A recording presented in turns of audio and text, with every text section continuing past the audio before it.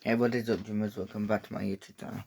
I know I've already done Scooby-Doo Mega unmasking, but I'm going to do some movies unmasking. This isn't technically a movie, but I'm going to count it as a movie mix unmasking.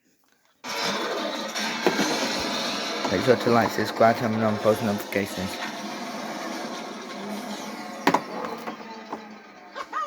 It worked! Nice work, kids. You stopped Mechamut. You have a lot of explaining to do, Dr. Staples. Dr. Staples is not the one responsible, sir. The person behind this robot's antics is you.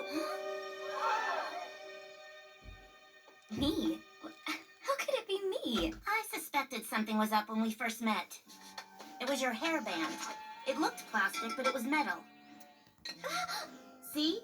It's packed with electronics. It's a cybernetic remote control. But what really got my mind going was the sticky substance on the controls in the testing center. It wasn't candy, but a gum resin. The same concoction Fred used to make the netting of his trap sticky. And the only one who ever came in contact with the netting was you, Melanie. You had it on your hands when you locked Shaggy and Scooby in the wind tunnel with Mechamut. You hid when you heard us coming.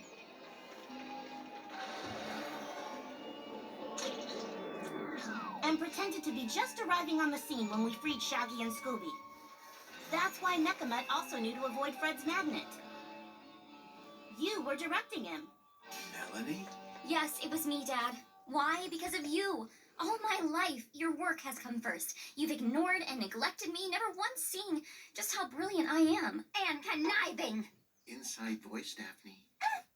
So I decided to show him just how brilliant. And if I had to destroy his career, not to mention the entire space program to get his attention, so be it. You are in big, big trouble, young lady. I don't care. And I would have gotten away with it if it wasn't for you meddling space cadets. The Wiki Tiki. I think it's Ruben La Luna. How about that weirdo Jared Moon? If you ask me, it's that color-clashing Auntie Mahina. All very educated guesses, but all incorrect. Did anybody happen to notice what a rad surfer the Wiki Tiki is? Ask yourselves one question. Who's the best surfer around these parts?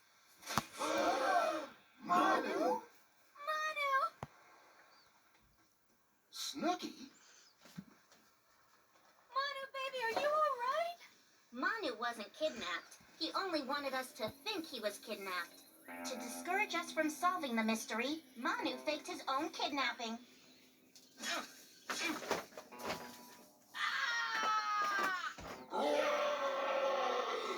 You were right about it being a real estate scam, Fred.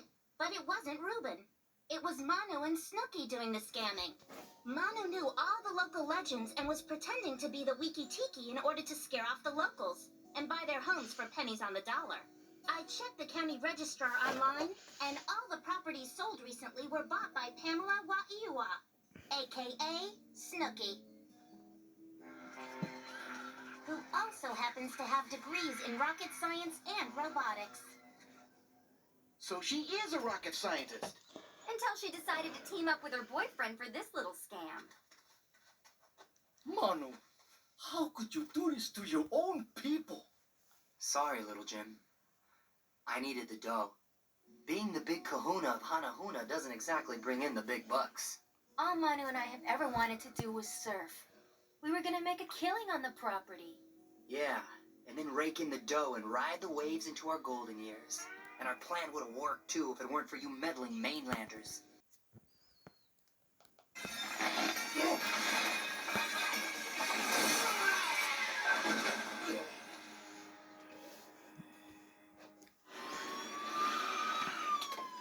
I was on the road when I saw that combine. Is that Cornfield Clem? Yes. Or to be more precise, Abner, your hired hand. I can't believe it. It's him, all right. The first thing we noticed was that his hands weren't calloused like a farm worker's, but soft and smooth like a safecracker's. Sheriff, those roadblocks you set up did stop him from driving out of town after he robbed the bank. You forced him to bury the cash in an open field. He figured he'd come back and get it once the heat was off. Oh, and some What of he these didn't I'll be doing realize was separately. that field was just planted with corn. When he came back, he couldn't see where he buried the money. Imagine his panic when he searched the field and had no idea where to dig. He needed time to figure it out. That's when he realized he could use the Halloween harvest to his advantage. That's why he dressed up like Cornfield Clem, so he could frighten folks away and work in secret. He added arm extensions to make his Scarecrow even scarier.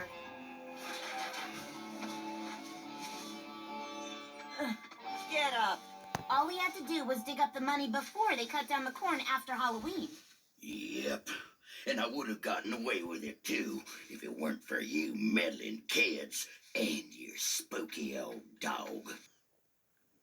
Well, that's impossible. He was with Scooby and me when we were chasing the Franken Creep.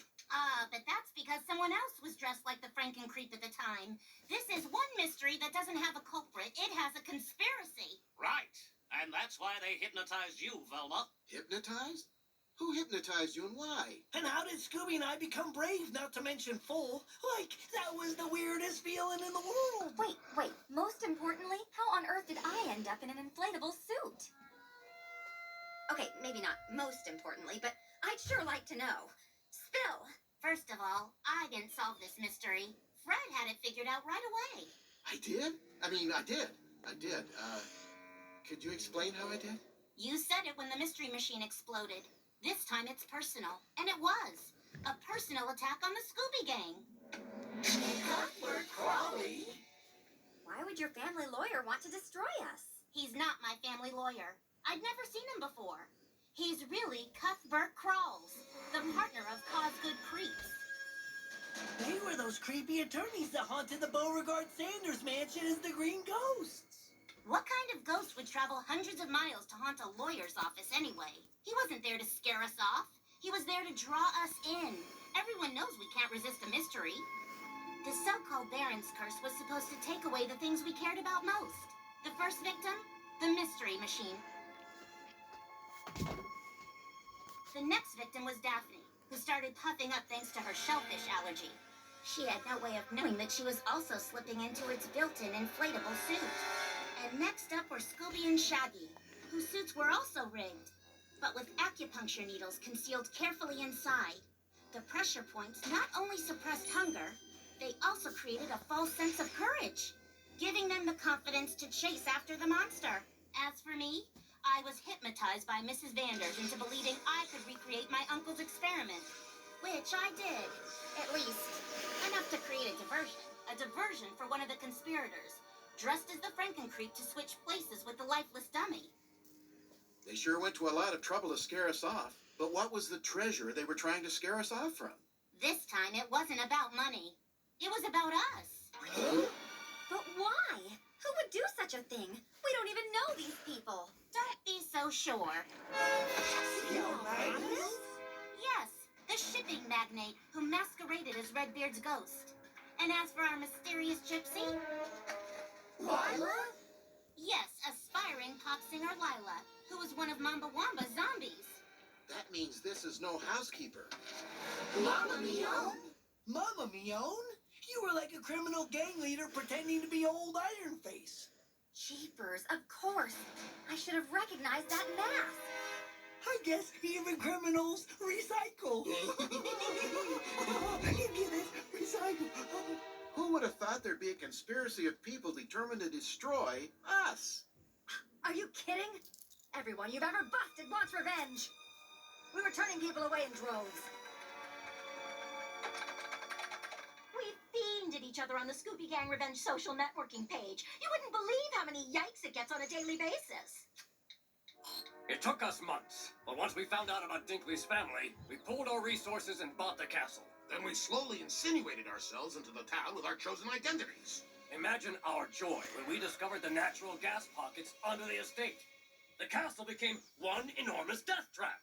We would have gotten our revenge on you meddling kids. If it weren't for you meddling kids.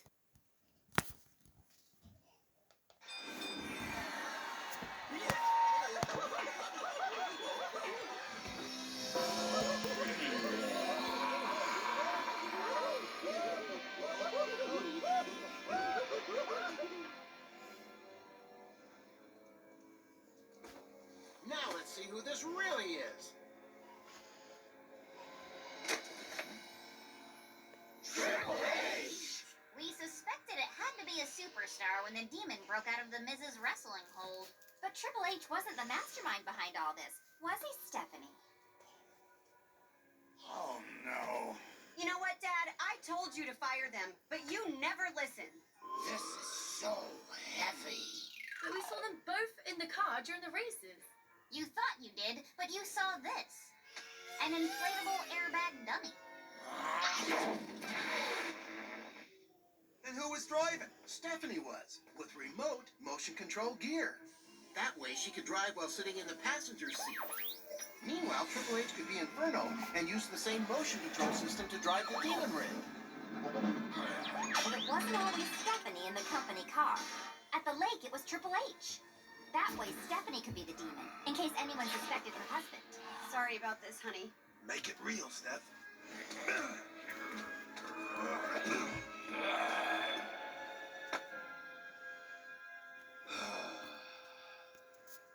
What about the night their oil line got cut? Why would they sabotage their own car? Triple H wasn't intending to.